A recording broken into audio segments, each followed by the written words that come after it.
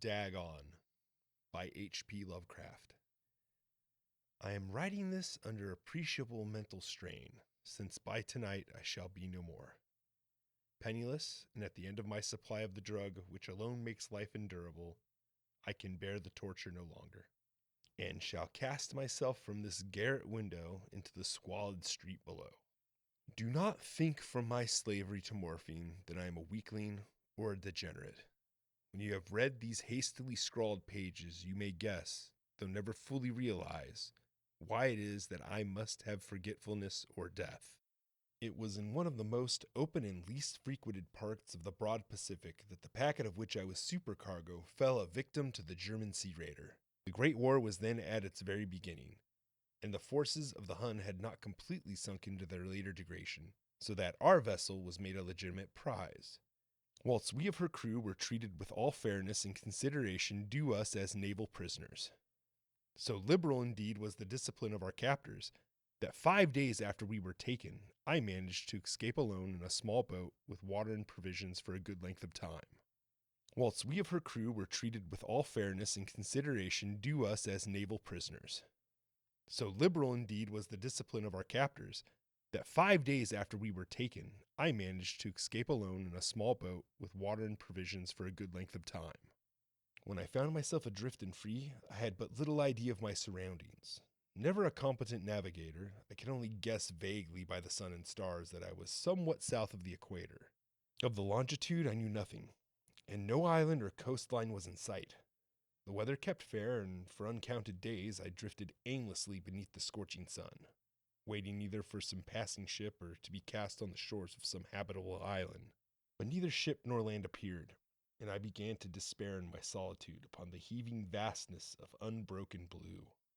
The change happened whilst I slept. Its details I shall never know, for my slumber, though troubled and dream-infested, was continuous.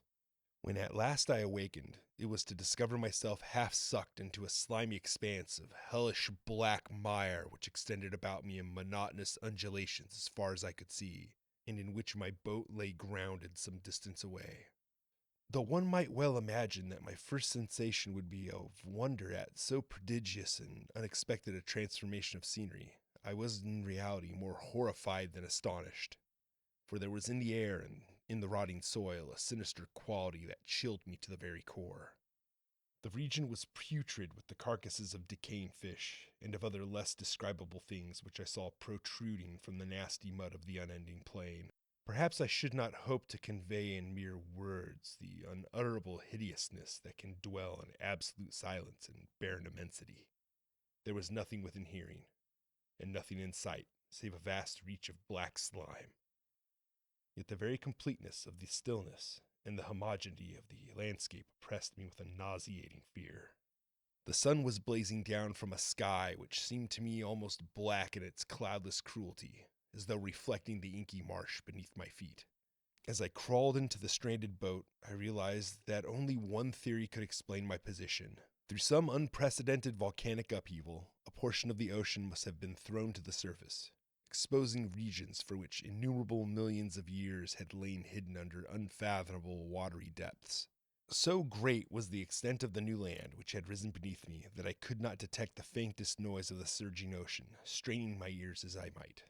Nor were there any seafowl to prey upon the dead things. For several hours I sat thinking or brooding in the boat, which lay upon its side and afforded a slight shade as the sun moved across the heavens. As the day progressed, the ground lost some of its stickiness, and seemed likely to dry sufficiently for traveling purposes in a short time. That night I slept but little, and the next day I made for myself a pack containing food and water, preparatory to an overland journey in search of the vanished sea and possible rescue. On the third morning I found the soil dry enough to walk upon with ease. The odor of fish was maddening, but I was too much concerned with graver things to mind so slight an evil, and set out boldly for an unknown goal. All day I forged steadily westward, guided by a faraway hummock which rose higher than any other elevation on the rolling desert. That night I encamped, and on the following day still traveled toward the hummock, though that object seemed scarcely nearer than when I had first espied it. By the fourth evening I attained the base of the mound, which turned out to be much higher than it had appeared from a distance, an intervening valley setting it out in a sharper relief from the general surface. Too weary to ascend, I slept in the shadow of the hill. I know not why my dreams were so wild that night, but ere the waning and fantastically gibbous moon had risen far above the eastern plain, I was awake in a cold perspiration, determined to sleep no more.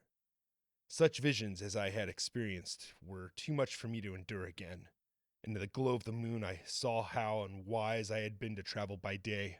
Without the glare of the parching sun, my journey would have cost me less energy. Indeed, I now feel quite able to perform the ascent which had deterred me at sunset.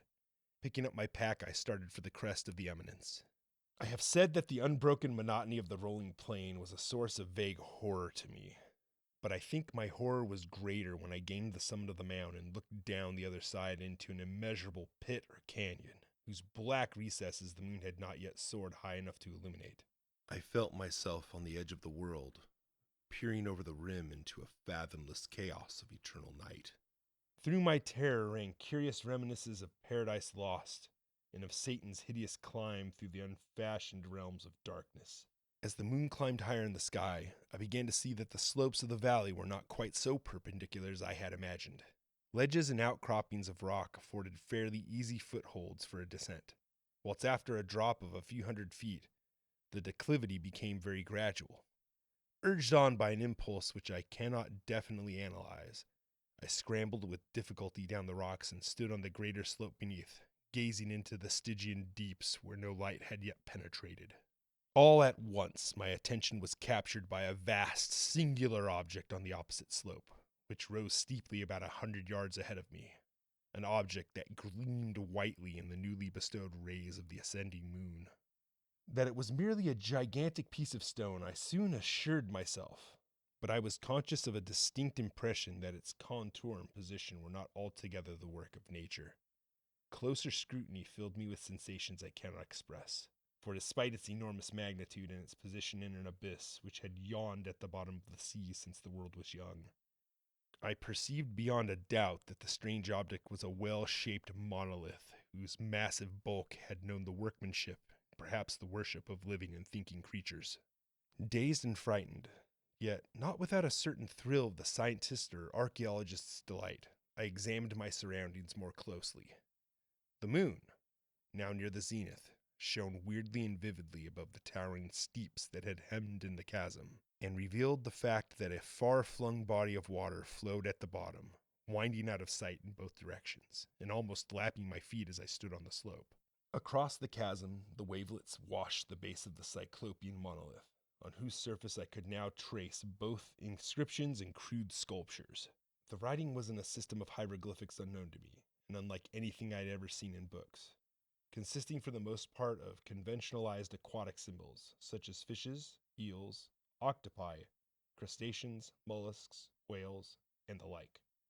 Several characters obviously represented marine things which are unknown to the modern world, but whose decomposing forms I had observed on the ocean-risen plain. It was the pictorial carving, however, that did the most to hold me spellbound. Plainly visible across the intervening water on account of their enormous size, there were an array of bas-reliefs whose subjects would have excited the envy of any doré. I think that these things were supposed to depict men, at least a certain sort of men, though the creatures were shewn disporting like fishes in the waters of some marine grotto, or paying homage at some monolithic shrine which appeared to be under the waves as well. Of their faces and forms, I dare not speak in detail, for the mere remembrance makes me grow faint. Grotesque beyond imagination of a Poe or a Bulwer, they were damnably human in general outline despite webbed hands and feet, shockingly wide and flabby lips, glassy, bulging eyes, and other features less pleasant to recall. Curiously enough, they seemed to have been chiseled badly out of proportion with their scenic background, for one of the creatures was shown in the act of killing a whale represented as but a little larger than himself. I remarked, as I say, their grotesqueness and strange size, but in a moment decided that they were merely the imaginary gods of some primitive fishing or seafaring tribe, some tribe whose last descendants had perished eras before the first ancestors of the Piltdown or Neanderthal man was born.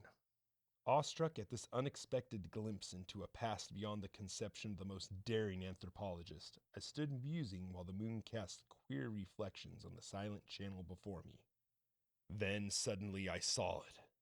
With only a slight churning to mark its rise to the surface, the thing slid into view above the dark waters. Vast, Polyphemus-like and loathsome, it darted like a stupendous monster of nightmares to the monolith, at which it flung its giant scaly arms, the while it bowed its hideous head and gave vent to certain measured sounds. I think I went mad then. Of my frantic ascent of the sloping cliff, of my delirious journey back to the stranded boat, I remembered little. I believe I sang a great deal and laughed oddly when I was unable to sing. I have indistinct recollections of a great storm some time after I reached the boat, at any rate. I know that I had heard peals of thunder and other tones which nature utters only in her wildest moods. When I came out of the shadows, I was in a San Francisco hospital, brought thither by the captain of the American ship which had picked up my boat in mid-ocean. In my delirium I had said much, but found that my words had been given scant attention. Of any land upheaval in the Pacific, my rescuers knew nothing, nor did I deem it necessary to insist upon a thing which I knew they could not believe.